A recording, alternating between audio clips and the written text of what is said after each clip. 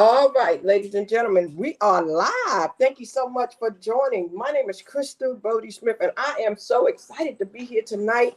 I have a young man that I am so fond of that I met at St. Augustine's College, and we are excited to be able to have a conversation with him. But the first thing I want to do is tell you people on Instagram, welcome. I want to tell you on Facebook, LinkedIn, and YouTube, welcome. All right, I want to tell you to meet me over here because I'm going to disconnect the Instagram because I need you to, you're a little spoiled. I know you're spoiled, but I need you to come meet me over there. You can type in SHOUTCRYSTAL, Shout Crystal. If you don't see it for that, then you can type in APW Shout Crystal. But I really need y'all to meet me over there. I want to see who's going to be first. Vern, I need you to come. But let me tell you what this is. I see one person. Good.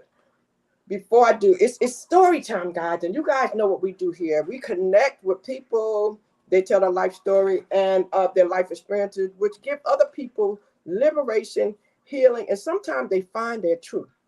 And this young man is a young man who's a single father who's came out of New York City, and he is embracing his fatherhood. So, guys, I want you to come on over. Come on over. I'm going to disconnect you over here. Meet me over there, okay? Because I want to focus, all right? So listen.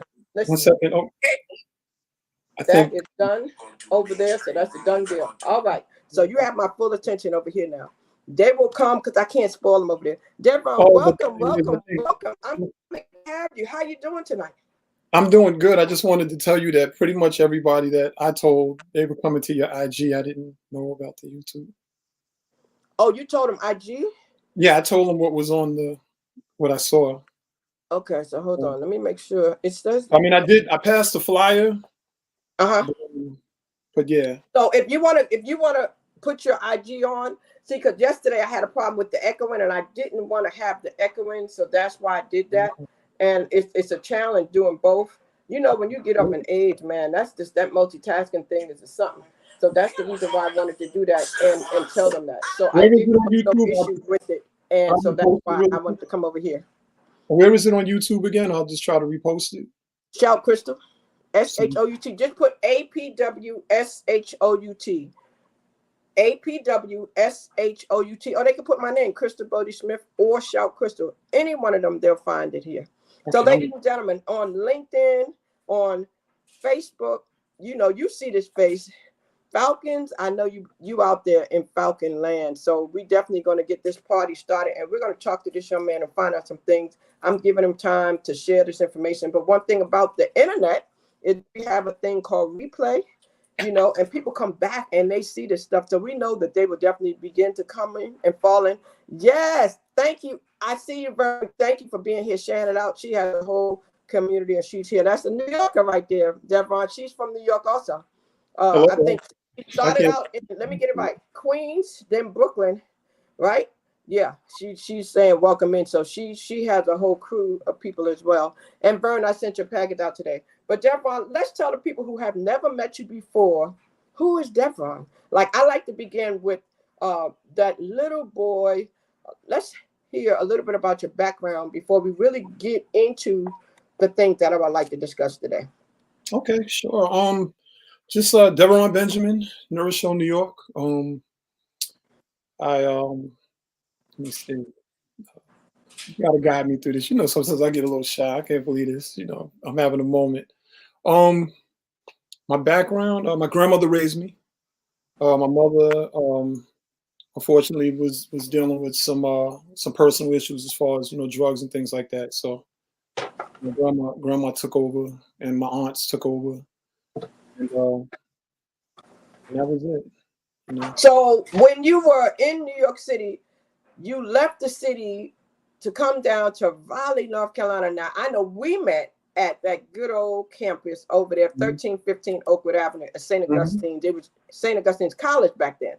Right. But that's your first time ever coming to Raleigh, North Carolina, just for college? Yeah. Or had you been here before that? Yeah. No. I had never really been anywhere prior to coming south to visit the different colleges. But at that point, there's a big jump because I went from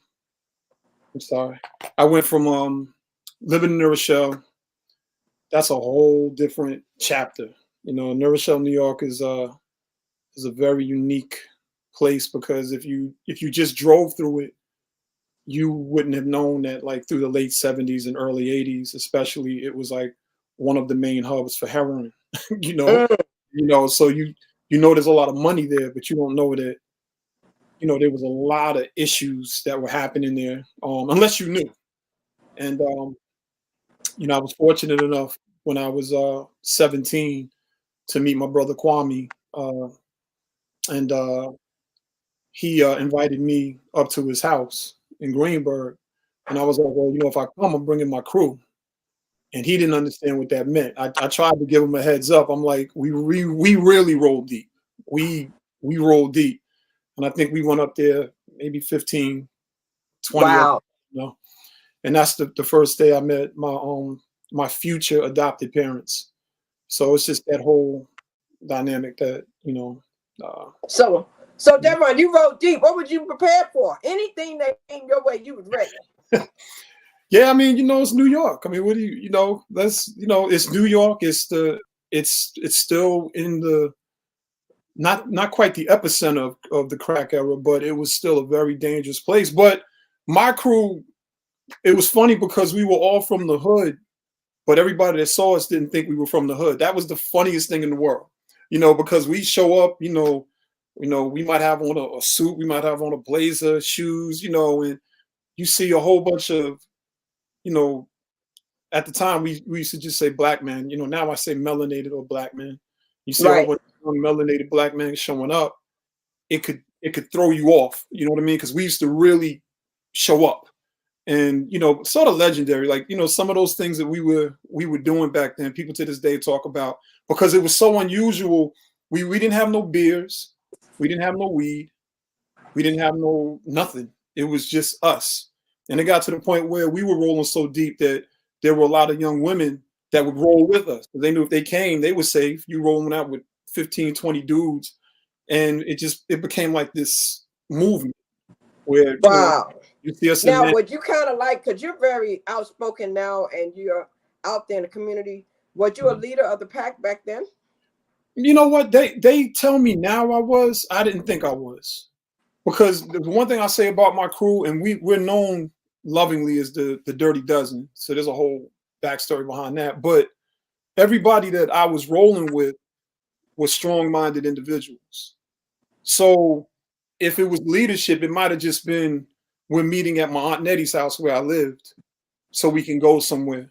But it wasn't like I could tell any of them what to do. Actually, to this day, in the hierarchy, I'm like basically I'm one of the older big brothers, but I have big brothers over me. I have big brothers that, when we were children, playing, like Bad Habit, for instance, if you say a curse word, you get punched. And we used to beat each other up that way, 10, 11, 12 years old. But now we coming into being young men.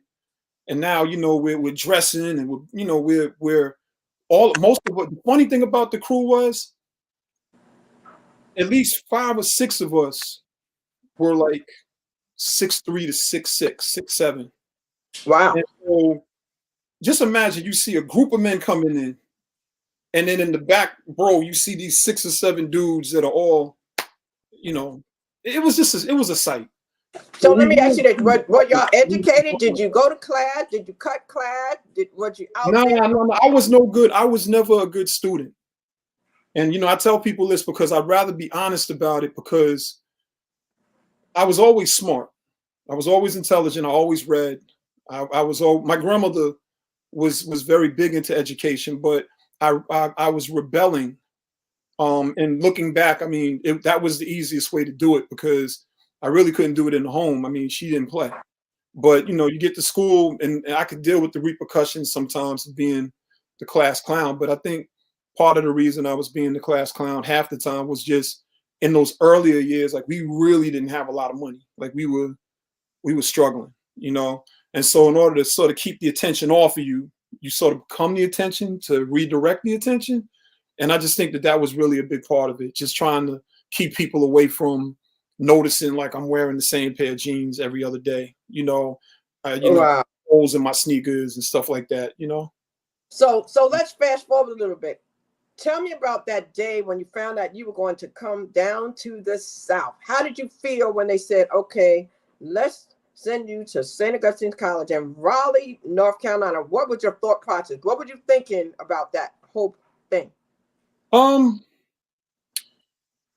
For me, it was a little challenging because I didn't think at that I didn't have the confidence to go to college. But my parents, once they adopted me and they adopted my brother Kendall, they really kept instilling in me that I was smart enough to do it. But I never felt that smart in high school. I knew I was intelligent, but it's sort of like the benchmarks are different. So in essence, you can be intelligent over here, but I didn't really feel intelligent over there. So when I knew I was coming to college, I was excited, but I was nervous. I was like, am I gonna be able to do this? I didn't, I look back, I wasn't really prepared for college. When I look back now, because when I look at my children in particular, they are everything that I wasn't at their age. And I look back, like, I wasn't doing that, and I wasn't doing this, and I didn't know that because I wasn't really focused in the manner that I should have been, when I was younger. And I'd rather, because sometimes people try to make it like they've always been what you see. And that's not realistic to me. I mean, my thing is, what is your journey? And my journey was, I was not a good student. I became a good student. So when I got to St. Augustine's, and I really started learning how to learn, it got good. Things got good. So. Wow. So listen, I got a question for you. My question is, how did you change that? Fast forward to day one, you arrived on St. Augustine campus. Did you know anyone? And what was that day like for you when you got here? Because you said you had low self-esteem. I never said I had low self-esteem. No, I never said I had low self-esteem. Oh, you just want confidence. Maybe it equates to low self-esteem for some people. No, my self-esteem was fine. I know that being poor, it wasn't necessarily esteem, because if I went back to the hood, I'm just Dev. Everybody knows me. But when you're outside of the hood and people are looking at you, or they're questioning you, or they know that, you might have gotten some of your clothes out of the box that was down at the principal's office for children. That's the stuff that was sort of like, so maybe it is a form of low self-esteem. I never thought of it like that. I knew I was comfortable with my people.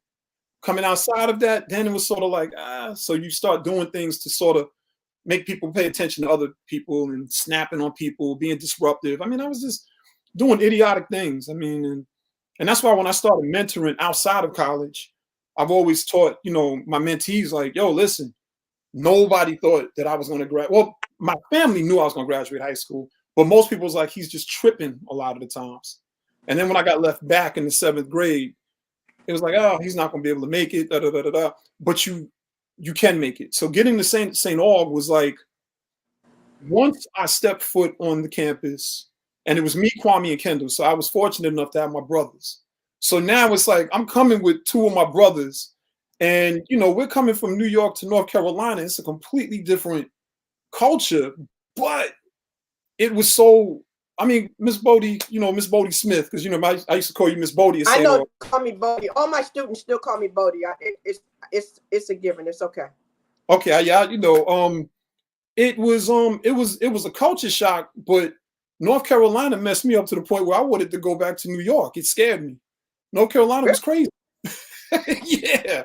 When I got to North Carolina, I was like, yo, they wild out here. But you got to understand, you have to look through the mind of a teenager coming from New York, never really seen too much as far as away from New York. And I have it in my mind what North Carolina is going to be. Then I get here and find out, like, oh, no, they live out here. Like, it's just as real here as it is home. It was like, well, where do you go? You know what I mean? So it was that culture shock for me. You know what I mean? But I loved it. Let me tell you something. I loved North Carolina from day one. I didn't think I was going to reside in North Carolina outside of school, but when you get to St. Aug, I mean, you were one of the first people that we met. You know what I mean? So was I? Well, for me, time out. Really? As far as the administrators that were cool, you were one of the people that actually, in my opinion, wow, would deal with us, would speak to us. A lot of those administrators back then, come on, Miss Bodie, I'm not going to repay, I'm not going to revise it. We had a lot of administrators that just saw us as a check. it is what it is. We Oh were, man. Well, thank you you know, so much. You know, I feel the love whenever I come back to the homecomings, whenever I go on the campus. I really do feel the love. It's a special feeling to be remembered. And for me, it's really special because I see students who know me as Miss Bodie. I see people who know me as Crystal Phillips when I attended St. Aug back in 78, to 82 of my years. Then I see the people who knew me when I worked there. So I see the people from Nubian. I mean, it's a whole different group of people, and all of them still show me love and respect and admiration. So I thank you for you those times. gave it early though. See, you know what I mean? That's a life lesson for people. You know what I mean? When I meet people, I don't care who you are. I'm gonna show love. You know what I mean? I'm always gonna be respectful. The whole thing is that's a reverberation. You know what I'm saying? It echoes in the universe. So what you was given early is coming back to you now. Because there's some administrators, if I talk to them, I might be respectful, but they're not gonna feel that oomph of love or anything like that because they didn't give it. They'll feel the respect. Wow. But I'm not gonna, I mean, it's just not gonna be the same thing. And I mean that's a part of being like real. You know what I mean? Like Yeah. you remember how people made you feel. And Yes. the other thing is, it doesn't mean that people can't change, but some people just don't change. I mean, that's just a reality. Some people are set in their ways, and if they're hurting people or not, they stay in that set way. Yes. Those types of people, when I come across them now, yeah, it's very hope all is well, but I'm trying to get away. We don't really have much to really communicate about because you haven't changed. You know what I mean? Well, pardon me. They have changed, but they haven't grown in a manner that has taken them out of being that negative energy that was first sown into me or other people that might be paying attention. Yes. Well, You you know? know what, Devon? I always say everybody should have that HBCU experience, man. It's nothing like it, man. I'm Love it. telling you. Yeah. I feel for the people who have not had it, and I just wish that everybody could send their child away to have that experience to the basketball game, to the step shows, to the parties. Even though now in 2022 they tone a lot of that down because Right. folks don't know how to act, but it is still a great experience. So, what is your most memorable moment, and what is your worst moment when you attended college? Wow, I had a few worse moments in college, that are very memorable, unfortunately. But they were also they were part of the growth. You know what I mean? If you notice, a second ago, Elevate with Vern, the New York in here, she was saying if you clicked it again, it would take it off the screen, or you could put some of the other quotes up. That's what she was saying. I'm just sharing that with you. Okay, yeah, y'all help a sister So I out. thought, Y'all help a sister out. Okay, negativity. Okay, yeah, I'm still looking at it and seeing. there you Okay, go. okay, they Yeah, so helping me click out. it Look, I twice, got it'll some go people away. There here you go. helping me out. There They you go. helping me out for real. You know, that I just love my people because they're looking out for a sister. Look, I'm real. I ain't fronting on this. This is new for me over here. I'm coming from IG. I like to set up over here. So I'm coming over here, Devon. I'm gonna get with you one-on-one so you really can hook me up. So I'll really be polished. I want to make sure I have that stuff tight because, matter of fact, this Sunday I do Chris Thomas, the mayor. So I want to make sure I got a couple of things up. I want to step it up a little bit. But You now, ain't- so your most memorable college experience and your worst college, because one of them has to be the absolute worst, like the one that you tell your kids that you never want them to have to go through. um, I'll say this because I don't necessarily want to. I don't know. I don't want to put bad lights on certain situations, but I'll say this: there were a lot of things that happened at St. Aug very early that were life changing for me. You know what I mean? And probably life changing for all of the students that were there. Um, One of the things that boy, Good there was, afternoon, I'm Kristen. not gonna say it like this. There was a shooting. There was a shooting on our campus. And actually there was a series of shootings on our campus. And the people that were in those shootings, I knew. You probably knew also. You know what I mean? We were a small family. I mean, there's 3,000 students, And those shootings in particular, the two shootings that I'm thinking about in particular happened in the same dorm. One end of the dorm, one suite, one end of the dorm, the other. But two different outcomes came from those shootings. One Mm. outcomes. The individuals involved like did jail time, and there was a whole bunch of other stuff that took place. But then the other shooting, that gentleman survived, and he doesn't tell his story, so I won't speak that part of his story. I'll leave it for him. But he went on to do incredible things in the fashion world. Wow. Okay. And you know, so it's just amazing to see, you know, a brother that was in the dorm with us, that was one of our brothers, who unfortunately had this incident happen. And I really want to give a context. I don't want people to think that it was a St. Aug thing, like it was St. Aug, like it was St. Aug at the time before it started being gentrified. It was sort of, there was a lot of hoods around St. Aug. There was a lot of things that would come into the area. And they're like all HBCUs because they're all in those neighborhoods. Yeah, that's where they placed them. They placed them in the hood. They placed them in those areas. I wouldn't, Miss Bodie, I wouldn't say they placed them in the hoods. I'll say they placed them in communities that got starved into being hoods. Because, St. Aug was started, if I'm not mistaken, with like some form of land grant or whatever. It started at the fairgrounds. And then they bought the piece of land, which was known as the Seven Springs. That was the name of the piece of land they bought. And it was a family that lived there. It was called the Seven Springs. So even the vineyard that's out there, the Seven Springs, they were growing, if I'm not mistaken, some of those grapes that they were using were being grown at St. Aug. I mean, I don't know all of that. Don't quote me. But I just think it's important that when we look at HBCUs and we look back into the 1800s when a lot of them were created, one, there really weren't a lot of neighborhoods around the that was an actual piece of property. That whole thing was just a big piece of land. But then as people come in, and then you look at the college rows, if you look at like A&T, you look at the Bluefords, all those streets where all of the professors would live, something took place between after that 1940 to 1979, where these communities completely got desolated. They were not desolated like that. It didn't, especially when we were integrated. They weren't desolated. The doctor lived next door to the janitor. We had a sense of community.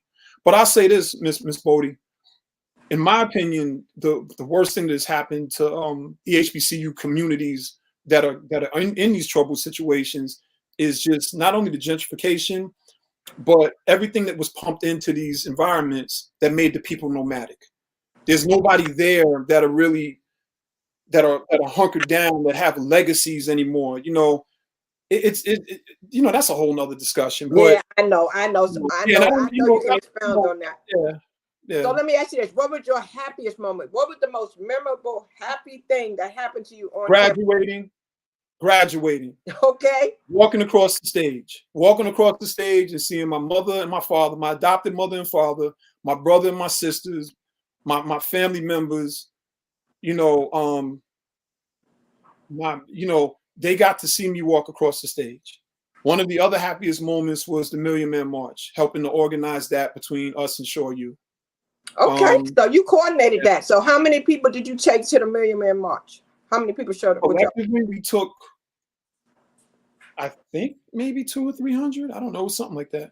It was 3 busloads. We took 3 busloads. And if you ever get a chance to talk to Big Reg, Raheem, and all of them, all of us worked together. It wasn't, again, especially with St. Aug back then, we had this thing where we would work as a unit.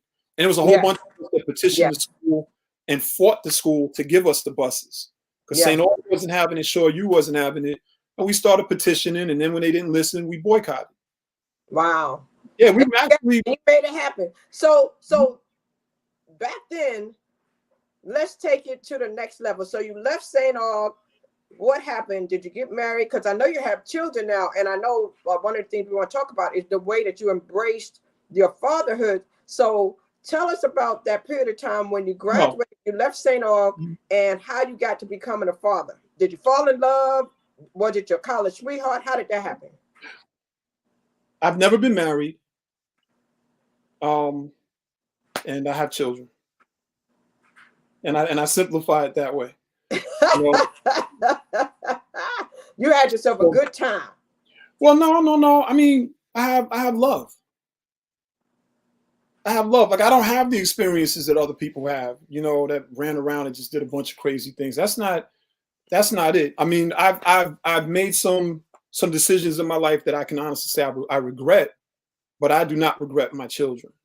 I don't So regret. you must have shared this with a couple of people, because I see a couple of people who actually are I here. can't see Willie, anything. Kelly, and Sean. I can't see them. I can't see anything. Yeah, I haven't added them, but they're actually here where they can join the conversation. Willie, Kelly, and Sean. I don't know, but they're actually two individuals that came in. Did you share the actual link? No. Yeah, so that's interesting because they're actually here. So what is their names? Sean who? Willie Kelly is one. Oh, Willie Kelly. That's Mr. Kelly from St. Aug. Okay. So we may That's have Mr. to bring Kelly him in. that was in the union. And then Sean is the other one. Sean Bostic. Sean. It's got Sean S. So SEANS. What Seegers? Yes. Get out of here. So, I mean, yeah, so they both in here. So I may let them join you. I may let them join you once we get it. So y'all hanging there. Thank you all for joining. All of you that are in here, we appreciate you for coming in. But right now, this is Devron's time. I just want to love on Devron and just kind of find out his background. I would love to talk to them. That's funny. I didn't know. Yeah. They're in here, so I definitely bring them in so you could chime in with them. If you don't mind, you want to share your stage with them, I will allow you to do that. This is I'm on your platform. I will allow you to do that, Mr. Will Kelly. I just don't want to. I just want to make sure I stay on the topic. So absolutely. I'm not sure if I bring them in, then I'll shift from the topic. So I want to stay on the topic at the moment. So you became a father, and one of the reasons why I wanted to talk to you is because in 2022, parenthood is missing. People are having children. Children are raising children. A lot of people are not putting time in with them, and you have a lot of sons, and you have one daughter, and what you do is very admirable. How many daughters do you have? I have 3 daughters that are my daughters, but none of them are biologically mine. Okay. But they are raised and guided, and they're a part of my family. Okay. And it's just that's what my journey has been, Okay. Yeah. So that's Mr. Willie Kelly. How you doing, Mr. Kelly? Wow, Mr. Kelly's in. Mr. Kelly must have wanted to come and show you some love because he came up in there. And, I said, if he took the time to come here, Holy Spirit said, let him see him, because you said you don't mind talking to him. So that means apparently he's a person who has touched you also. And I didn't want to block that. So Mr. Kelly, how you doing? Oh, I'm done just fine hanging in here. Okay, can you sit up a little bit so I can see who you are, so the people can see now? Tell us a little bit about how you know Devron. Oh, I first met him when he was a student at St. Augustine's University, and I was working up in the College Union 20 plus years ago. Absolutely. 30 years ago. And so you heard about this live, and you heard that we were going to be speaking to this young man, and apparently it must be something about this young man to make you come into here and want to actually share this moment. So tell us what that is. Well, actually, I follow him. I watch him fairly often on his Facebook page when Real Talk Live? Yes, Real Talk Live, yes. Thank you. And we've communicated a little bit over the years, and he was always personable while he was at St. Augustine's, and just a people person. Bless. Absolutely. And so when you met Devron, what kind of impression did he leave on you when you met him back in school? And when you look at the man he is now, did you think that he would be the man he is today? Well, he was a go-getter then. So you kind of figure that if he's has aims for something, he's going to go for it. Absolutely. That's right. I think he used to sell incense and different things, colognes. Incense and oils, custom-made lotions, the soaps, the carvings. Yeah.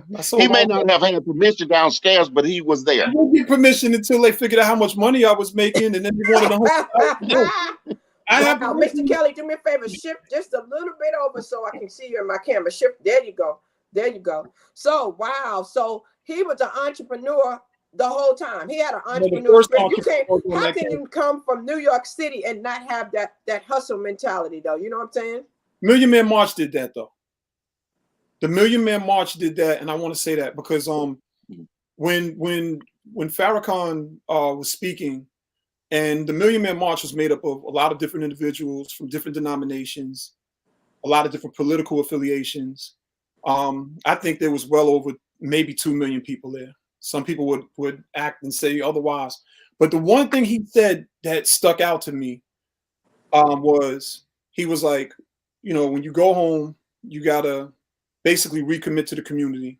But I was already committed to the community. We were already, from our freshman year, going door to door and feeding homeless people. You know, nobody talks about the stuff that like FEC for Every Change was doing. You know, that was a bunch of freshmen that got together through Chris Brown's leadership. And we would literally go out and feed homeless people, clothe them on a Saturday. So you can show me what freshman you knew that was getting up on a Saturday morning, going and knocking door to doors in the neighborhoods to get clothes that people wanted to donate, and then would walk the stuff downtown and then give it to the homeless people. And we didn't have no money or nothing. We didn't have enough money to buy Bojangles.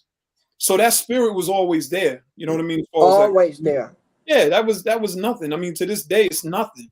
You know what I mean? Do it now. You still do it now. You still take that and coordinate. God will. If I can, I'm gonna do it forever, because that's what was done for me. I mean, it's just that simple. That's what was done for me. But also with the Million Man March, he said, you know, like, start a business. And that was the second time I heard it, because when Reverend Willie Wilson, I believe, from DC, he came to St. Aug and he did a lecture, and he asked everybody that was sitting there, he said, how many of you are from the projects or the hood? So a lot of us raised our hands. And then he was like, well, I'm gonna tell y'all something. Don't turn your back on your brothers and sisters that are back home. You getting this degree and meeting these people, don't turn your back on them. He said, actually, any of them sell drugs? Any of your friends sell drugs? We were like, oh my God, he just say that? He said it. And a few of us was like, yeah, we know people who sell drugs, you know what I mean? He said, go back, get them out of those streets and start a business. I'm like, what in the world? It was so foreign to me because, you know, you're young, and if you don't know anything about entrepreneurship, you don't know anything about your Dunn's numbers, business, you never heard this stuff. And now this man of the cloth is telling us to go back, go into the hood, yeah, grab one of them and pull them out of the hood through business and what you know, because they know something too. It was very progressive thinking in my mind. And so when I came back to St. Aug after that Million Man March, you couldn't tell me nothing. One, I knew I was going to continue, because at that point I was like making dean's lists and stuff like that. I had learned how to be a student, but I knew I was also passionate though, Devon. You were always very passionate about the people. Now let me do this, Mr. Kelly, because I want to ask him some stuff about his children. So I want to give you an opportunity to give him his flowers, because I believe in that. And again, because you thought enough to come up. Is there anything at this point that you want to say to Devon? He talked about meeting people in St. Aug back in the day, and how some of them, you know, they shared love. And so I talked about how when I see students now, I still feel the love. And so I want to give you the opportunity. Is there anything that you want to say to this young man about what he does in the community, about how he fathers his children, about anything that he does? I want to give you the opportunity to do that. Well, I haven't had real contact with him in about 20 years, but wow. But I see his passion with his son, who's also at St. Aug, and you know, I went there myself, and I can relate to some of the concerns that seems to be always omnipresent. But he's from all I know, that he's done a great job with his family. He's dedicated father, obviously, because he does spend that quality time with them away from home. And you know, I guess that's pretty much it for right now. You know, this is actually my first time doing this. Yeah. Well, thank you so much. And We, Devon, if you want to say something to him, I'll let you say something to him. yeah, real quick. I mean, Mr. Kelly, you know, one of my favorite pictures at graduation, I think you took both of them. And one of the pictures was me sitting there with my gown on, with my African attire. And you snapped this one picture that's like one of my favorites. And at some point, I want to get it on canvas. But I also want to say that, you know, Mr. Kelly, just like you, Miss Bodie, was he was that guy, but he was connected to us. When you're dealing with students, and you all, you know, being in education, y'all know, you know, young students, impressionable. The only thing we're going to either think is that you either are looking at us or looking through us. And I can honestly say that both of you, for me, like I felt like y'all looked into me. Y'all looked at me, not through me, just, oh, he's just a student. Because that's why we gave St. Aug hell. That's why all of those protests that, you know, I either was a part of or started, that's all it was about. Like you have to respect us as humans. You have, you know, we're not just commodities, you know, don't just look at us as just some money maker for the institution, you know. So Mr. Kelly, you know, I'm quite sure I'm speaking for Derek Davis and Maryland and everybody else that will be up in the union, Big Reg, and we play our little cards and everything. And Mr. Kelly was nice at everything. He could play everything up there. He might whip you on everything, you know. So I've never known him to be a betting man, but I wouldn't have bet against him. But I do thank you, you know, Mr. Kelly, for everything that you did and just being a stand-up dude, you know, a stand-up man. Excuse me, I can't call you a dude. You're one of my elders, but a stand-up gentleman and looking at us and seeing who we are. And that picture you took, he was one of the first photographers I had ever, professional photographers I'd ever been around. Everybody thinks because I've been taking pictures my whole life, I knew what I was doing. I didn't. But Mr. Kelly actually had cameras. You know what I mean? And never really I'm actually still an amateur. I was always an amateur. I never did it professionally. What? Man, oh my gosh, I'm gonna have to post his pictures. This the one picture of me in particular is perfectly lit. Everything is perfect. And I remember when he did like this for me to take the picture, and I just snapped the picture, not really realizing the magnitude of that moment, being, you know, the first college graduate from my mother's line, outside of my grandmother, but from my mother, like I think I was like the first male, if I'm not mistaken.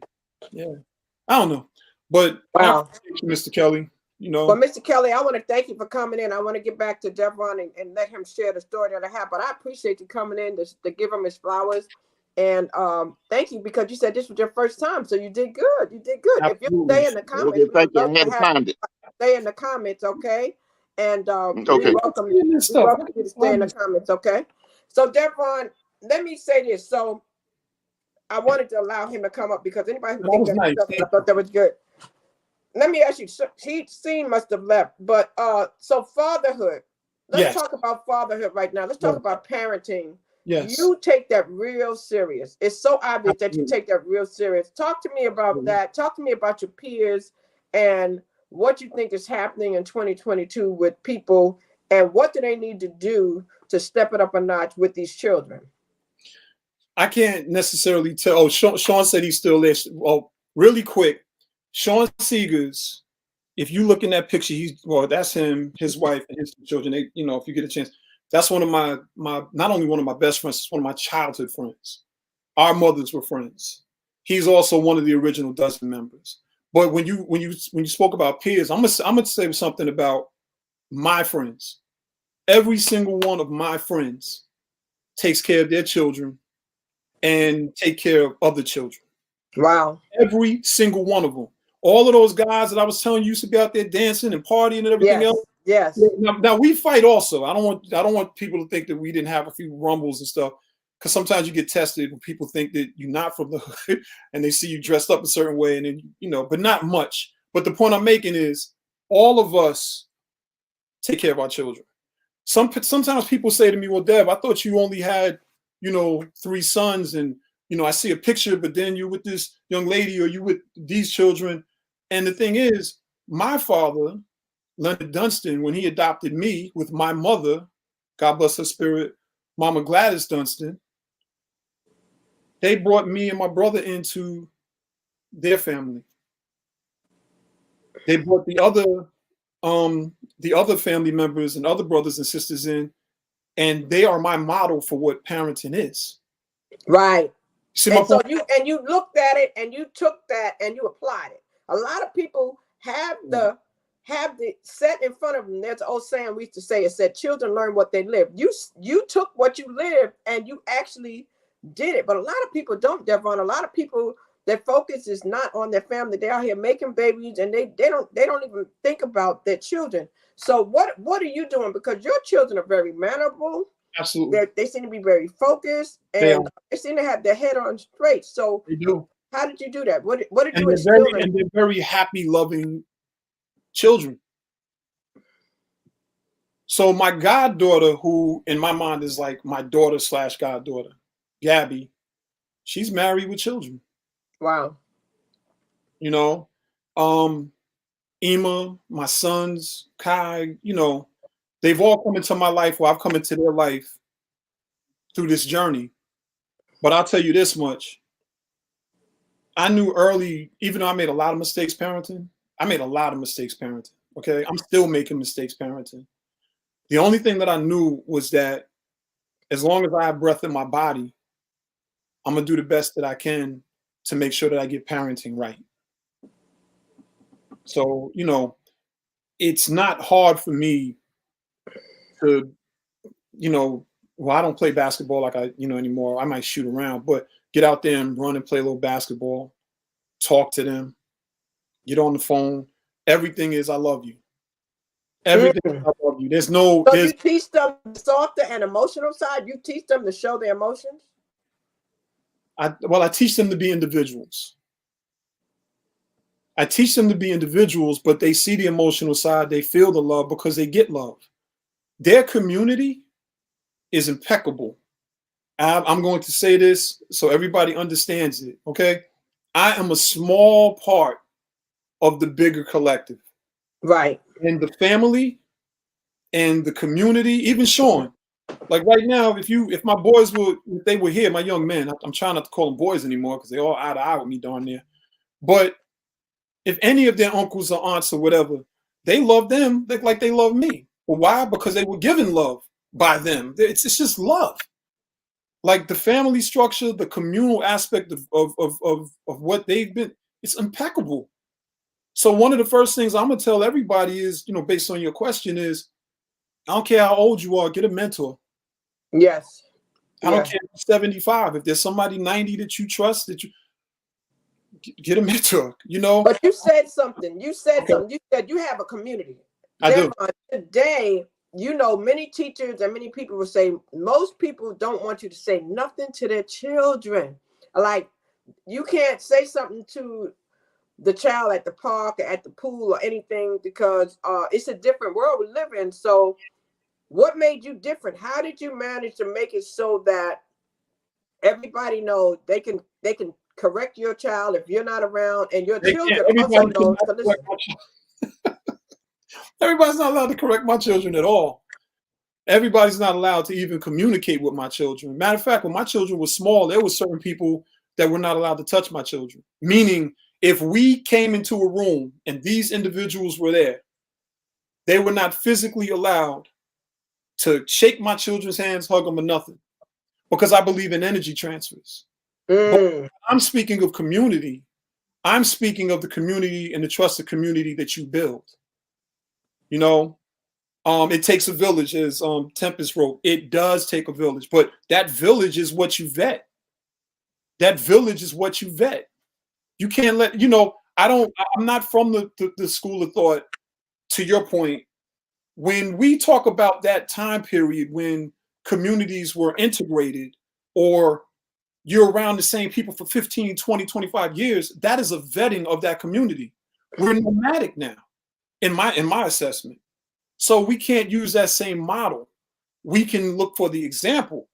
Case in point, you know, if I've never met your children, but let's just say hypothetically I did meet your children. Let's just say we were out and, you know, I met your daughters, whatever. I don't think in your mind, the way you know me from what you've known for all of these years from St. Augustine till now, you would think, you know what, Dev is a threat. You know, he's going to do something crazy.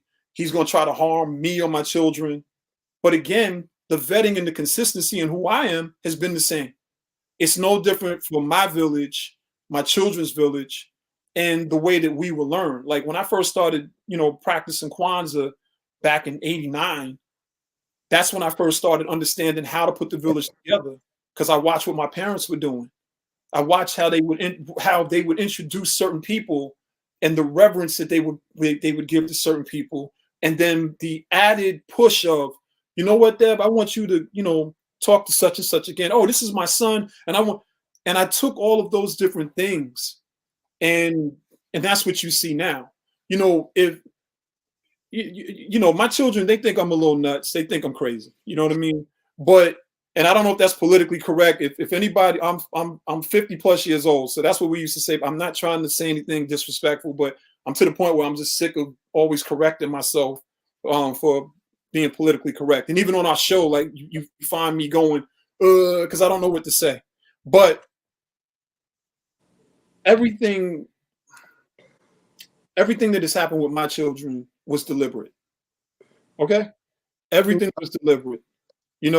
My children, it's not just about me. It's not just about me at all. I'm a small piece of the puzzle.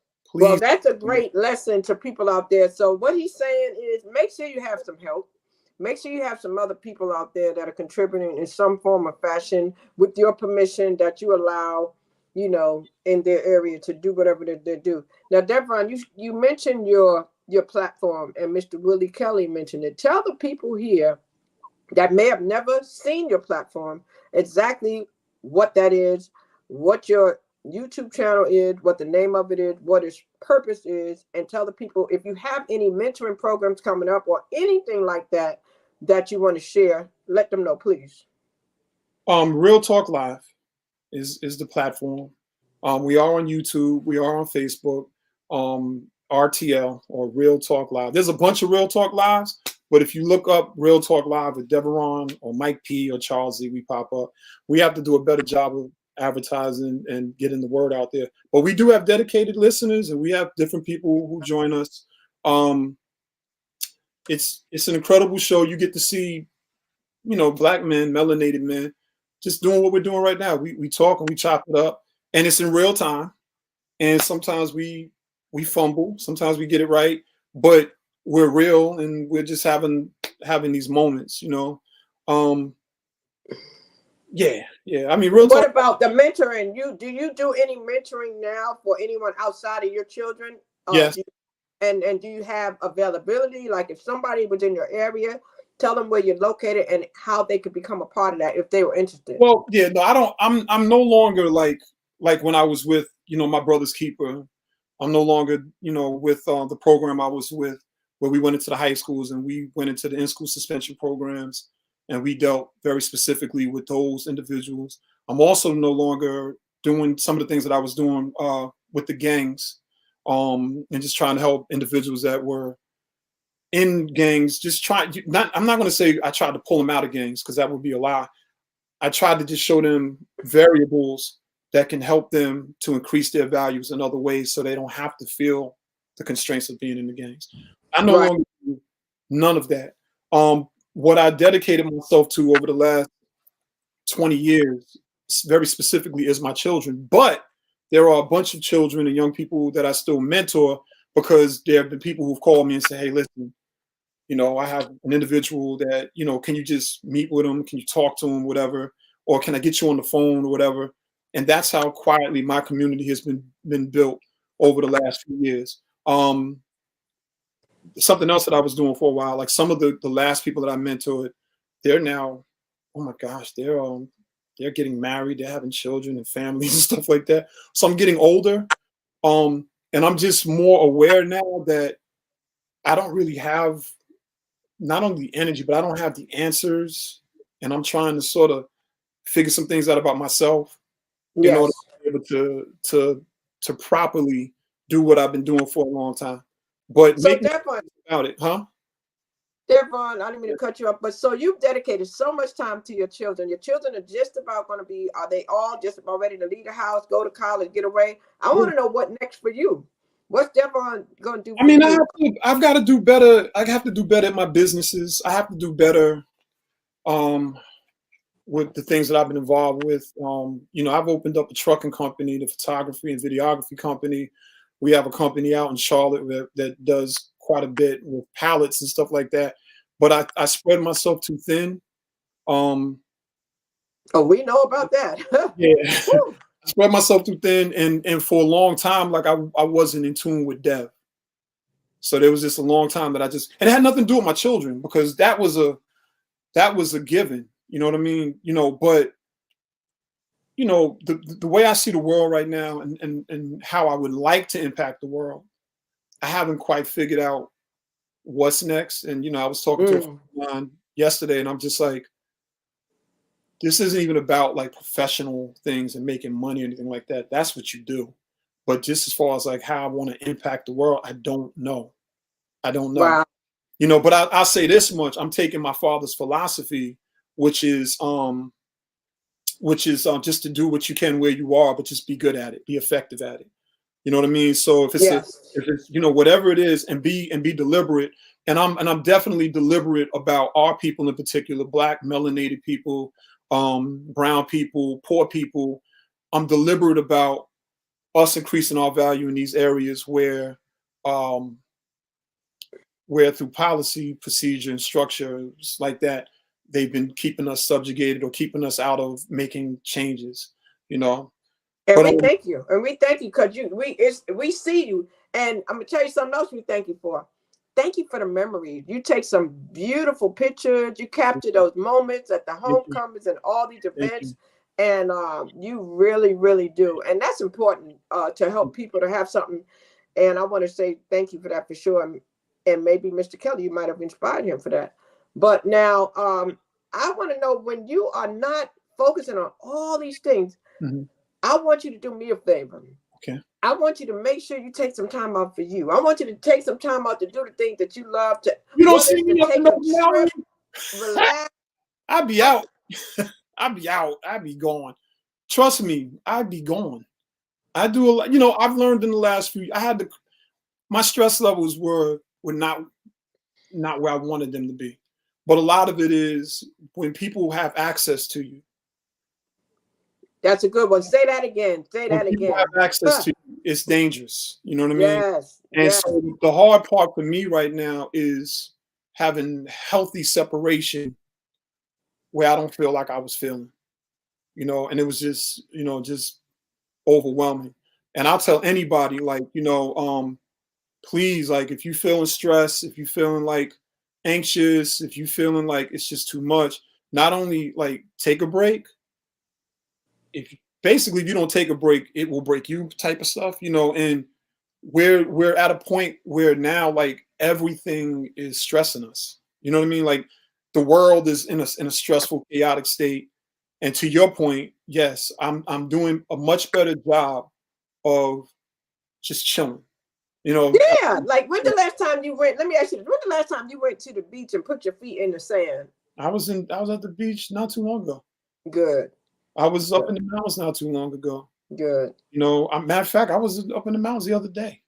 Good. You know, I walked. Yourself? Yeah, it was well, no, not the last time. No, my daughter was with me, her grandmother, you know. Okay. But I do go by myself to the mountains. But I also invite people. I also go right on Facebook, like, yo, anybody want to come and see a waterfall, or anybody want to go and do this? But there's a lot of stuff that I do that I don't post on Facebook. There's a ton of stuff that I do that's not going to make social media. And I've also been very, very private about my private life on social media for years. And let me tell you why, Miss Smith. Miss Bodie. Miss Bodie. I almost said Miss Smith. Miss Bodie, you know. You know, when my children were small, people had a lot to say about me. And they didn't know that I was hearing everything. I heard everything. See, because the thing is, if people are upset with you because of the decisions you make, that's fine. That's life.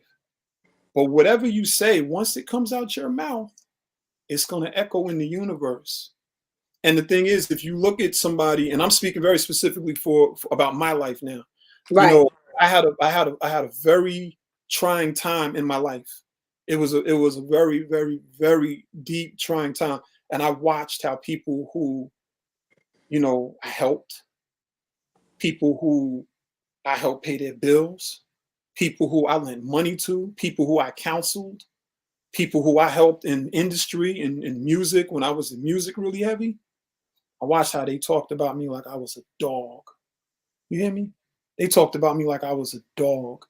And the thing that at that time I was younger, reactionary. Yo, what you mean? You know, I'm on, you know, I'm on it. Yeah. That New York came out. Yeah, the New York came out a few times. But you know what? You know, I look back and some people say, well, you know, for a long time you didn't post on social media. Yeah, I didn't have nothing to say to people. Right. And you know, the same people that talked about me and had so much to say about my life and decisions that I made, right, wrong, or indifferent.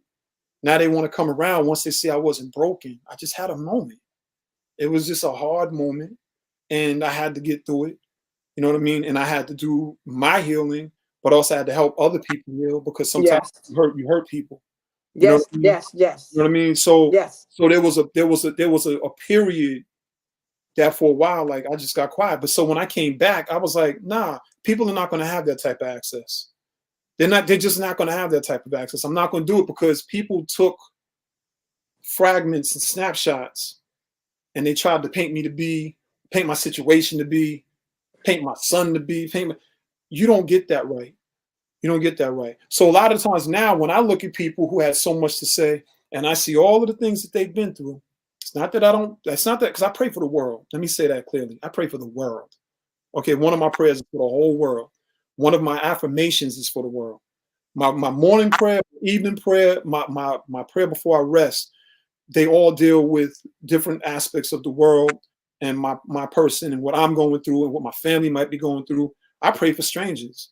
You know what I mean? I walk right to somebody and just pray for a stranger. See, people don't know. What's his religion? People have been asking me that since college. What's his religion? Don't matter what my religion is. What is my example showing you? That's how I am. What is my example showing you? Whatever my example is showing, that's what I am. And that's even the bad stuff. The things where, you know, sometimes my little raunchy mouth, I might curse something, you know, on our show. And my cousin Paul, he's always like, he's a reverend. So he tells me you gotta chill out, man, you know, because you know that cuss jar is gonna be, you know, full of money. Like, you know, and I said, no, I'm not cussing like that, but I'm still human like that. You know what I'm saying? So I'm not going to change my process now because it worked. There was people who counted me out and it worked. Everything that they said that they didn't think I heard, I'm not on it like, look at me now, but I'm like, I was never broken. I just had a moment. And that's just a very transparent, honest statement to you and your audience. Right. But guess what? You know what? They talk about Jesus. People always talking about somebody, but you know what I say? You got their attention. You know, so I say, you know, that's a compliment. You know what I'm saying? That's a compliment. When people do that, you know, I remember when there was a time when I cared about what people thought. I remember when I really cared about what people thought. It took me a long time to get past that. And so I'm proud of you for blocking the noise out. I'm proud of you for ignoring them because they don't control you. Don't give them that power. And I'm just proud of you for doing that. And so I'm excited for everything that you have that's coming up in your future. I'm excited for all the hurdles that you have climbed and everything that you have touched. Because, you know, just like the young man said, you have an entrepreneurial spirit. You're very passionate. I know we've done things in the community together, so I know how you are in the community. And you all that water we sent to Flint. Tell the people about all that water we sent to Flint. Woo, Flint, man, wow. All that water we sent. Yeah, that was a nice. I enjoyed that.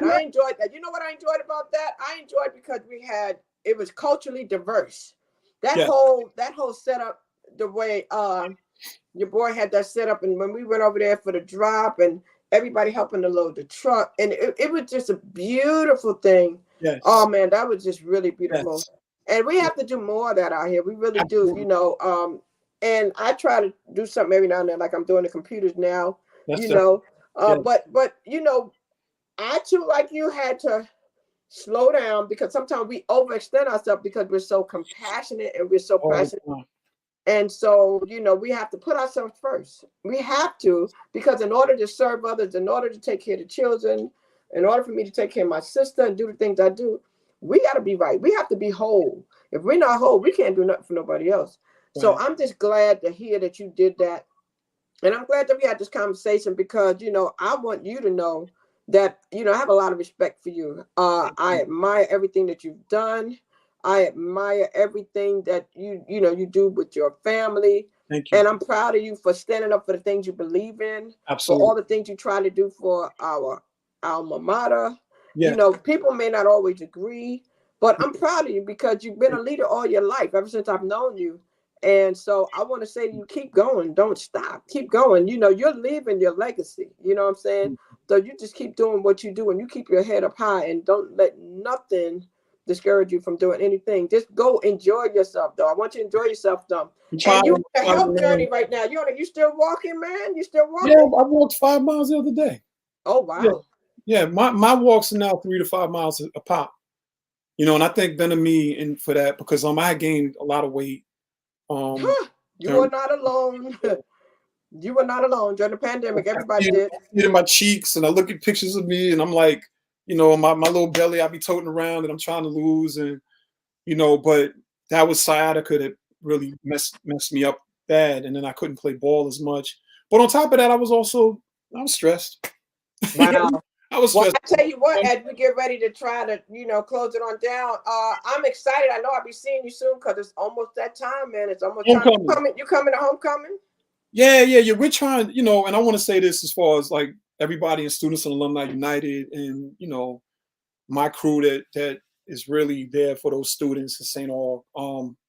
We're looking at maybe doing something really nice this year for the students. The pandemic kept us from really away from each other. Yes. And, you know, I've been so like funny about being around people, but now I'm more, you know, I'm not a manage now and move around, but I would love to do some things. Well, pardon me. We are going to do some things for the students, but I also think it's just time that, you know, our alma mater, you know, St. Augustine's University, once St. Augustine's College, I'm pushing for them to really start acknowledging our works. I want them to acknowledge our works. And I'm a humble dude, okay?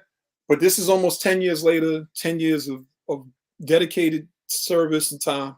Listen, you know, I understand because, you know, I felt that way about Nubian. So I know exactly what you mean. Sometimes, because it's important and it made the difference. I mean, it made the difference on that college campus. So, you know, it is important. So it does not need to be overlooked. So just keep on pushing it, you know, keep going with the administration and do what you do. So Jeff, really quick before you ask the last question, can we talk about Nubians? You know, it's so funny that, you know what, it's amazing because Travis did that same thing. Like whenever I talk to anybody from Nubian and like I'm interviewing you, I should model for you. But listen.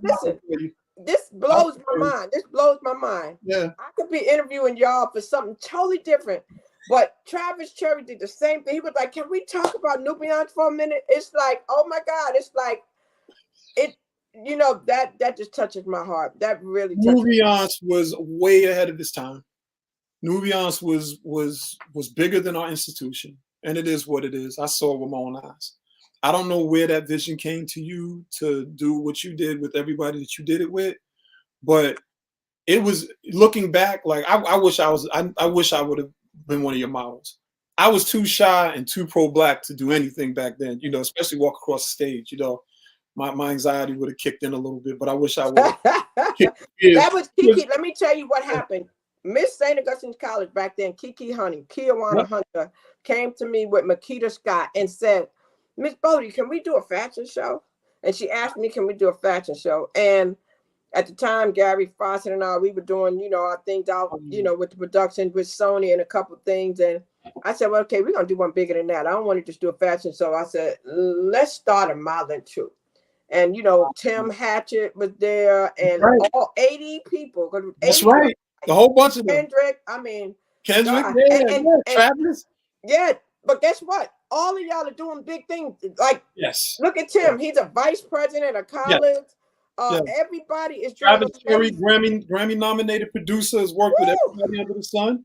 Yeah. So Yeah, I that mean, makes me yeah. that makes my heart smile. It really Yeah. does. And I hope that they keep that thing going. And for it to be an official organization, I'm just proud. I'm just so proud of y'all. I'm so proud of y'all. I'm Wait a minute. so You know, I proud. think I missed that. So it is officially. It's on the campus. It's there. It's It's always been. That's what That I thing was thought. in that was in the college Validated. catalog. It's in the college That's what catalog. I was Like asking. Yeah. Look. it's in the. And you know what, Devon? If St. Augustine never does anything else, it makes me feel good because my kids, if they go back with their children, they can go on their campus and say, you know, my mom, she helped Yeah. create a organization on this Yeah. college campus. Because that's you. That's just like your It is New you. Gams and your Alphas and your Qs. Yes. And Yes. so I really wanted the school to put up something in CB Jones to acknowledge those first 80 students because So I what? thought that was What you want? What you want? yeah, but Is we've that been what you pushing want? that. Then let's make that happen. Let's make that happen, Miss Bodie. Listen, I'm right here. You already know I'm a phone call away. And I know St. Aug would love to do that because that's a part of our history. That's a part of our living history. It's a part of our legacy. Plus, it matters. You know what I mean? Yeah, because Miss Yeah. St. Augustine's College was a part of the origination of that. And all these people that were part of it, I'm telling you, You had a model that actually went into Angelique, the industry that modeled the catwalks and all that. come on now. Yeah. One of your models went international. Yeah. I can't remember his name. I mean, Yeah. well, listen, that's another discussion. I mean, Miss Bodie, you already know. Yes. And Listen, I want to thank you. I want to thank you so much for coming on and just sharing your life, your family and everything that you do.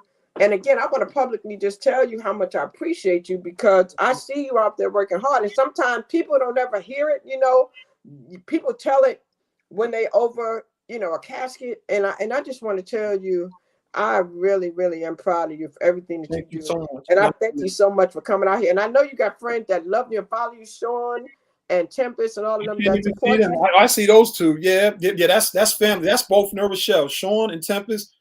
That's hometown.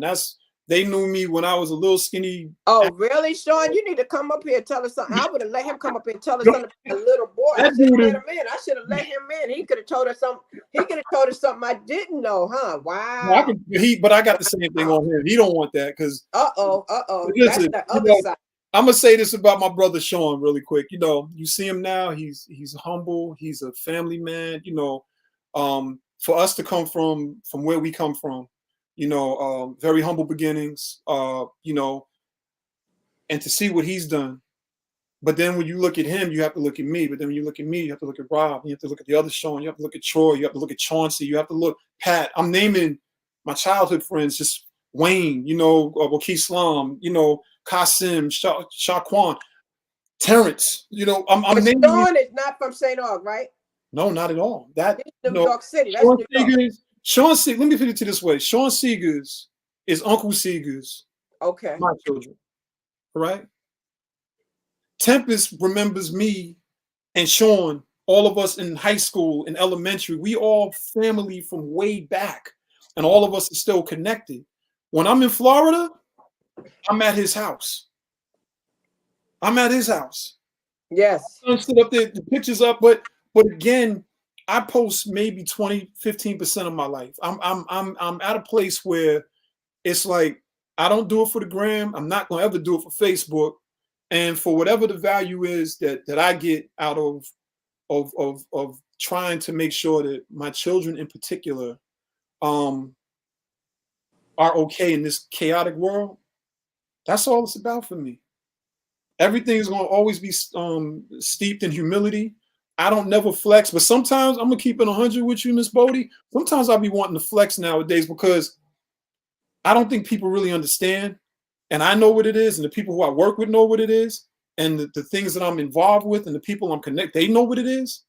But sometimes I'll be wanting to flex. Well, we all do sometimes. People will make you want to flex because if it could help other people to just stay humble and do something and get something done, so be it. But sometimes I'll be wanting to flex because, I got to get that last chip off my shoulder. If I can get that last one off my shoulder, I'll be okay. You know what I mean? Wow. But I can't stand phony people, Miss Bodie. You've known me. I don't like phony people. I don't like Me people neither. and they smile. Hey, Deb, and go ahead with your dad. So like, get out of here.